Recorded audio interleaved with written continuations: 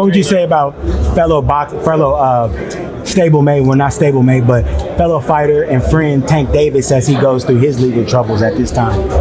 Yeah, he going through, some legal trouble, but, I hope that he can learn from it and, like I said, come back stronger, and heed the warning, because like I said, warning comes before destruction. So, free Tank, I wish him the best. He'll be out soon. It's just something he got to learn from, and that's my bro too. So things happen, man. We all bump our head. I done a lot of stuff, that could have ended my life. So things happen. I just wish the best for him, and hopefully that he heed the warning and he get back focused. His coach Calvin Ford said something to me in the last camp. He mentioned that he felt like Ryan and Tank was going to basically unclog the drain and give everybody got sort of impetus to want to fight each other. Did that have any effect on your negotiations or your thought process as far as fighting Terence Crawford? Nah, not at all.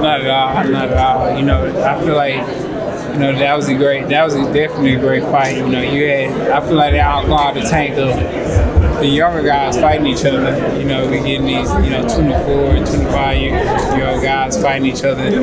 But as far as me and Terence Crawford, I just feel like, we're the two best fighters in the world, hands down. Not only in the welterweight division, we're the two best fighters in the world. And for us to fight each other, means a lot. And like I always say, it means a lot, of course winning belts and things like that, but it means a lot to put money in our pockets. So, I feel like as a point, that would make sense the most. Of course it's a lucrative fight, this is a great fight, this is what all the boxing fans want, but like I said before, it's, at the end of the day, the only thing you have is after boxing, your family, your finances, and your senses. So don't let boxing use you, you use boxing. So, I feel like that's more important than anything else. When you get older, you kind of realize that when you're younger, you want to be, the world champion and you want belts and things like that. But once you get of age, you have kids, you have responsibility. It's more about taking care of your family.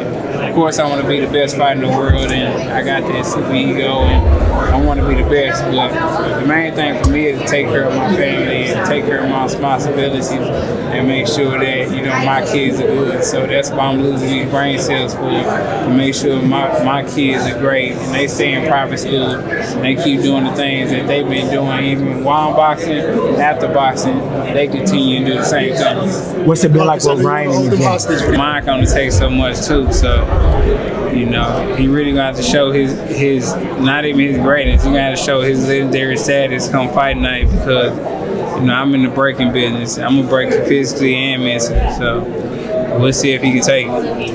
Appreciate you, champ. Thank you. Being the underdog on the Vegas scoreboard and bet, how does that make you feel?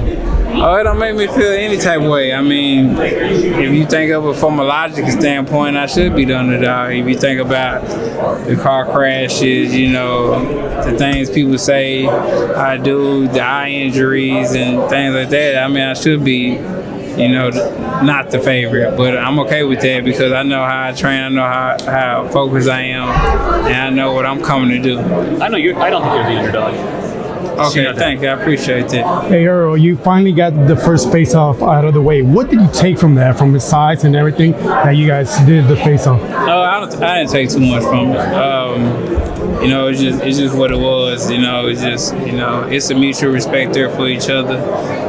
So I didn't take nothing from it. It got me more pumped up my hype. It definitely got me more pumped up my hype, but I didn't take nothing from it. And how do you feel now that the fight's ready to go and the negotiations are over and now it's just training camp mode? Oh, I love it. I feel like this is what we both wanted. It took some time, but we got it done. The best fighting the best, and of for people saying we took too long, it didn't take too long at all because we're fighting for all the marbles now. If we would have fought 4 or 5 years ago, yeah, that would have been a great fight, but we wouldn't have fought for all the marbles. It wouldn't be as legendary as people say.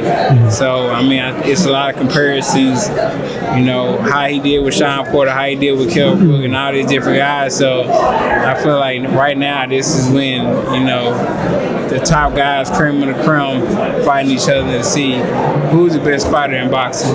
Thank you for not taking the performances that Terence Crawford has had against your mutual opponents. A lot of folks have said a lot of different things about him being able to knock the guys out that you weren't, aside from Kell Brook. What do you think about that? I mean, if you look when he fought Sean Porter, I mean, even Sean Porter came out and said that, you know, he didn't train like his dad wanted him to train. He felt like a lot of things are unnecessary that he needed to do that his dad wanted him to do.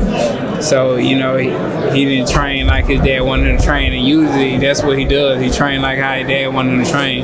But at this time, you know, he was saying that he has enough experience. He don't need to do those things. And you see what happened. So, and you don't see Sean Porter gas out. He gassed out in like the 6-7 round. Like, when did Sean Porter gas out? You know, so I feel like, you know, he didn't take it. He took it as a guy who was basically, you know, halfway in. He was on the verge of thinking about retiring anyway. So, you know, I feel like, you know, it is what it is. But in Kell Brook was already basically broken. Undisputed, I want to get these belts, and that's what I did. You know, I didn't take it to take, you know, this guy, or I want to fight this guy to see if I'm really sharp on my corner. You know, he was the type guy, even as the injuries and, you know, things that happen. I want to fight the best fighter in the world. That's what I do. That's what I continue to do. You know, regardless of the outside team, you know, telling me I might get coming up. I want to fight the best fighter in the world. Errol, it's been a huge year for boxing. You know, all of those fights that have been like very good make you like feel a little bit of pressure to make this fight happen and be a part of this boxing year. Yeah, what is that again? So it's been a huge year for boxing. So did all those good fights this year so far make you like feel a little bit of pressure, try to make this fight happen, to be part of it? Nah. I mean, it was more pressure on, you know, me wanting to fight, he wanting to fight, and, you know, just making the fight happen. You know, I feel like that's the only fight that makes sense for me. You know, fight for the last title, fighting Kyle, who's considered one of the best fighters in the world. You know, who else would I fight? And, you know, not having fans say something or outside people, why you not fighting this guy? So I feel like this was the only fight that made sense for me. So it's the fight that I wanted, it's the fight that I got. And I'm just blessed that I can give the fans what they want. And, you know, I'm just blessed to have this opportunity to fight one of the best fighters in the world. What's the number one piece of advice you have for the next generation who wants to be in your shoes? The best advice I got for them is just stay focused, man. Stay the course, keep doing the things that got you there. Stay with the people that got you there. And, you know, just stay focused, stay dedicated, stay hungry. Don't go out here buying all these cars and jewelry and all this materialistic stuff, you know. At the end of the day, you know, that stuff's not going to matter when your career over. The fans not going to care, the people not going to care. They're not going to care nothing about you, you know, so you got to look out for yourself and look out, you know, for your financial wealth, and you're going to have responsibility, especially when you have kids, especially when you got family. So you got to make sure you're up and, you know, you're satisfied and you take care of the business side of boxing first, and not just, you know, be a great athlete and just spending money, because it can end at a drop of a dime. You know, when you have that. EJ, I wanted to ask you, the other night we saw Adrian Broner come back in the ring and get a win over Bill Hutchinson. What did you think about the way Adrian Broner performed? He performed good, especially off of a 2-year layoff. It was like 2 year layoff. 2 years. Like a 2-year layoff, man. I wish my bro the best. You know, I want to see him succeed. You know, I think he can come back from it. You know, he's been going through a lot of issues, you know, mentally and things like that. So I just wish him the best. I wish the best for him. Just want him to stay focused, stay on the right path. You know, and just, you know, make the best out of his opportunity that he's getting, and you know, hopefully, you know, we can see, you know, Adrian Broner. It's probably gonna be hard to get back to where he once was, but I want to see Adrian Broner, you know, just well off, you know, mentally, physically, and just get back to, you know, the Adrian Broner that I know.